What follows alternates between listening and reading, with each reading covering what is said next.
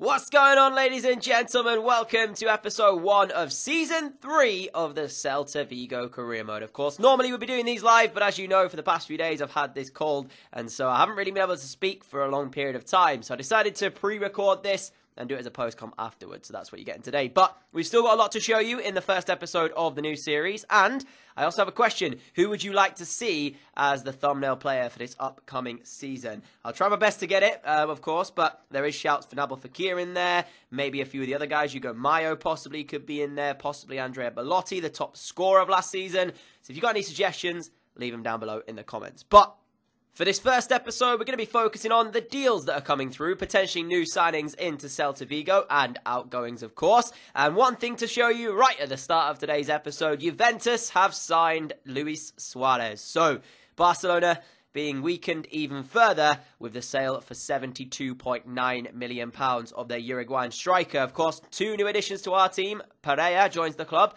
from Manchester United, left midfielder, of course, 82 rated, 4-star, 4-star.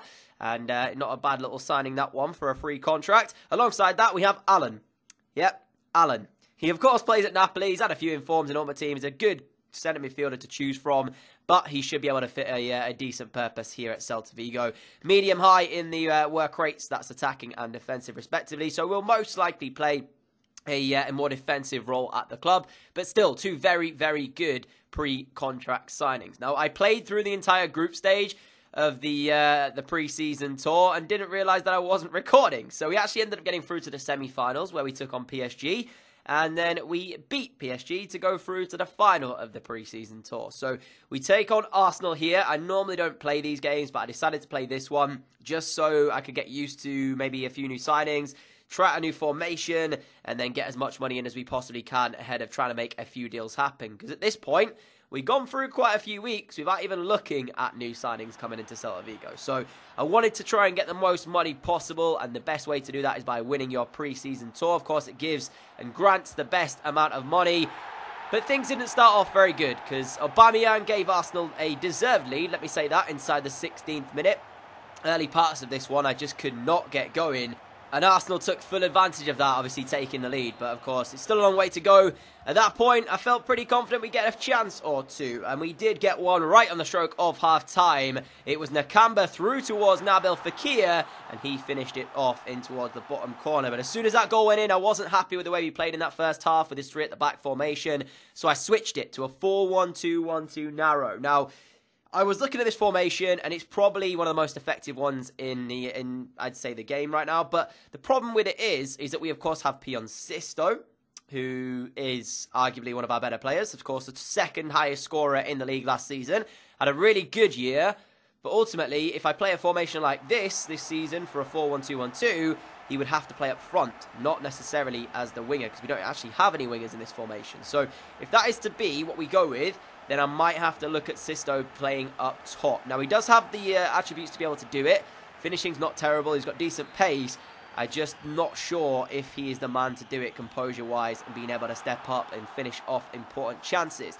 Could be a good shout. We might use him up there, try him out and see what happens. But we took the lead after finding the equaliser in the second half. Another very, very interesting goal indeed. An unlikely scorer. We don't score many from corners unless it goes short and we whip the cross in. But this one was directly from the corner. Whipped in towards the middle, and there was Diaz's header in off of the crossbar to make the score 2-1. So we took the lead, and we actually had the better of the play throughout the entirety of the second half. Andres Pereira playing through Fekir. He plays it into Abel Ruiz. The little fake shot round the defender. Keeps his calm, keeps his composure, and he makes it 3-1 in this final. So for this season as well, I'm not sure about Abel Ruiz's chances. I don't know if he's still going to be here at the club. Of course, he signed in the first season for a marginal fee of around 1 million, 1.5 million. So, I mean, we looked at that, and yeah, he's been a good servant. First season did really well. Second season last year, of course, didn't have the greatest season, but he didn't get a lot of chances. This year, I'm just not so sure. Whereas Busquets, on the other hand, he's grown very nicely, and he might get some first-team opportunities. But I'm not sure how Abel Ruiz's chances are going to be this season. Arsenal did put the ball in the back of the net, though, for the second time. But, rightfully so, it was called offside right on the end of the game. So, at that, We won the pre-season tour by 3-1. I skipped this because I wasn't interested in watching the boys lift the trophy. It means nothing. It's basically, you know, zilch. It's only the pre-season tour, so yeah. So we get the most money in, and it means now, of course, we can go and try and make a few signings. The first one I actually did was for no money whatsoever. It was a 67 rated centre midfielder playing in the free agents, and I decided to go and snap this kid up. 19 years of age, Pomares Rayo is his name. So again, hopefully we'll be good as squad depth for next couple of seasons. But not having to pay any money, it's always a bonus. And if you don't do this, you're missing out, because you can get some absolute steals from the free agents of young players that come through and haven't been picked up. So make sure every season when you start a new one, you're always checking the free agents list just to see what is available to you. Because he comes in and he's already 67 rated. So in terms of a rating, you know, he basically becomes one of the better youth academy players at the club, even though he, of course, didn't come through our youth academy. But the first major signing I looked at was this young man, Cyprien, 24 years of age, playing for Nice in the French league. And originally, I was looking at this one, and we had £56 million in the budget. He was worth around 25. So I looked to offer Danny Garcia potentially for him, and maybe about £10 million. But they didn't want Danny Garcia. They wanted a centre-back. Now, this is where I thought, hey, listen, I'm going to do it. Because I saw Fontas, and I wasn't really impressed by his performances. So I offered him up. They then said they wanted £27 million on top of that, which was just way too much. That would have taken the fee to like 36 mil, which I wasn't interested in, I guess, entertaining. So I decided to lower it back down to 20.5, which would take the overall fee to 29 mil, and they accepted that. So we had our first deal negotiated and agreed, which was obviously nice to see, but then we had to go and negotiate a contract for him. He wanted 5 years, which I was quite happy to give. Then in terms of release clause, I think originally he wanted 1, but I don't want players on release clauses anymore. As you guys have said in the past, you don't want to see that because then they lose for a stupid amount of money. So I disregarded that release clause, offered him a contract, and he became our first major signing of this transfer window. Nice and Celta agree on terms for Cyprien, 20.5 plus Fontas. And as I said, the 82 rated centre midfielder becomes our first major signing. So pretty happy with that. Can't lie. He's got some really good stats. He stands at 5'11". And overall, he just looks like an absolute beast. I'll show you the stats later on in more detail. Next up was to try and sign a new centre-back because I felt like that's the area we needed to strengthen this season. So I looked around, shopped around, checked the comments that you guys left me. There was a shout for Jonathan Tah, a few for in there as well, potentially Yerry Mina. And there was a couple more as well I actually shortlisted, but a few of them I couldn't sign because they joined recent clubs. This one would have been a great signing, Jonathan Tah, because it would have weakened Atletico Madrid. But sadly, they value him very highly over there, and thus I couldn't make the signing happen. They wanted way too much money, and I only had £35 million left. So next up was a turn at Yerry Mina, and the 83 rated centre-back for Barcelona, again, would weaken one of our opponents. But again, their fee was a little bit overpriced, I'd say. So went back in with a £28 million offer. Again, they said they wanted 35.7, so I sent a final offer of about 30 million just to see if they were willing to accept it.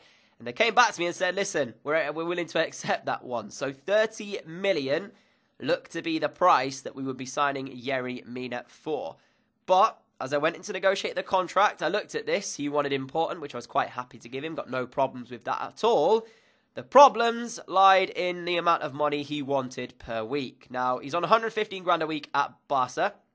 But if he's to come in and be an important player at our club, not even crucial, £150,000 a week is simply way too much money. We have Nabil Fekir at the club, who's crucial, 88 rated, and he's not even on 150k a week. So I lowered it to 120. He still wanted 155, so at that I was not willing at all to entertain that. So there's no way, shape or form Yerry Mina will be signing for the club. That's way too much money for a player that had the important in his squad role. That is stupid. To spend that much money per week, it's just not worth it in my opinion. So I went back in to look at the list that I had, and I found this young man, Costas Manolas. I say young, he's 28 now. 86 rated, should I say. And originally, I looked at this and thought we'd be able to get him quite cheap because he has a contract expiring at the end of the season. So I thought, you know what? Rather than wait to sign him on a pre-contract, let's try and make this deal happen now. With him being worth 31.5, we managed to negotiate a £32.5 million deal. Again, went into the contracts. He's on a nice wage over at Roma of 105 grand a week. So I went into the crucial aspect and I thought, you know what? We will be crucial because at first I was kind of deliberating it. And then a 4-year deal, quite happy with that one, but then take a look at what he asked for in the wage. I can't understand it, because if you think of Yerry Mina, now, of course, I understand that it doesn't really benefit him leaving Barca to join us, because Barca is still a good side and still probably going to win stuff.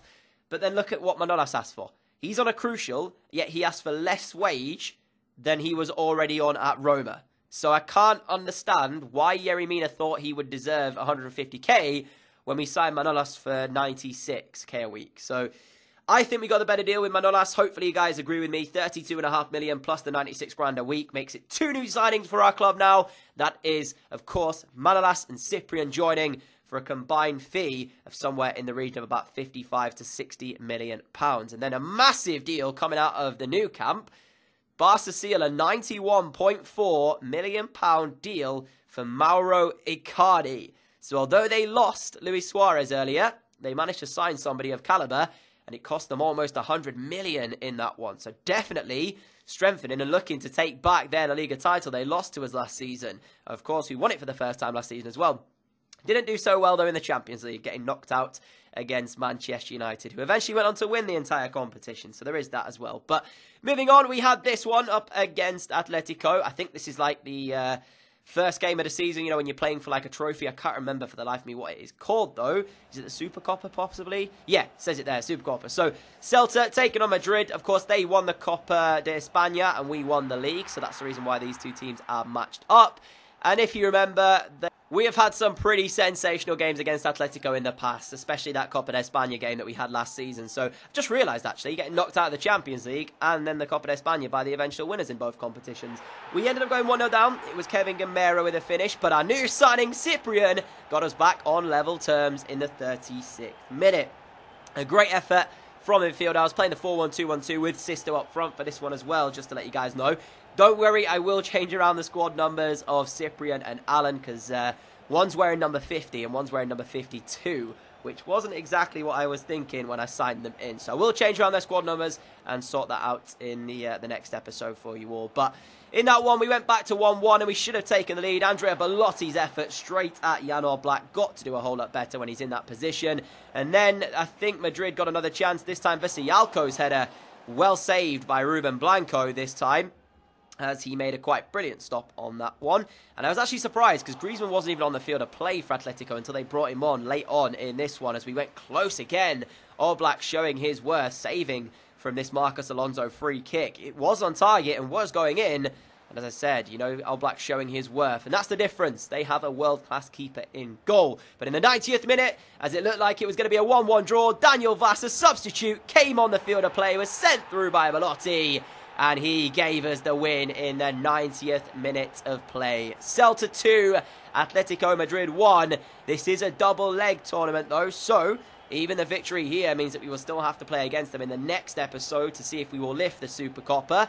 But of course, it's very nice being able to go back to that second leg 2-1 in front. So Gamero's early effort, not enough to give Madrid any look into this one, and we had the victory. So very happy with that one. The fans were as well. Of course, it means the first step of the 2 has been completed, and now we need to do the same over at Atletico Madrid. So we'll see if we can do that in the next episode, though. If you did enjoy this one, guys, a like would be greatly appreciated. As always, thank you so much for all of your support. Hopefully, we'll get back to some live episodes when I start feeling a little bit better and feeling that I can talk for, like, you know, 40 minutes or whatever, and actually look okay as well, because, you know, colds are the worst. But still, been a good episode. We made 2 major signings. We won the game against Atletico and actually battered them as well in the match facts. So I think all in all, it's been good. Now, if you do leave a suggestion for a player for the thumbnail, I'll try my best to get it on there. But sometimes it can be quite difficult with certain scenarios as well. But still, that is it for today's episode. I will see you all again for another episode in the series very, very soon. Hopefully you did enjoy it. If you are new around here and like what you see, the subscribe button is down below. Alongside that is the notification bell, so you can click that and never miss an upload. I'll see you all again tonight for another video. Catch you all later, guys. Adios.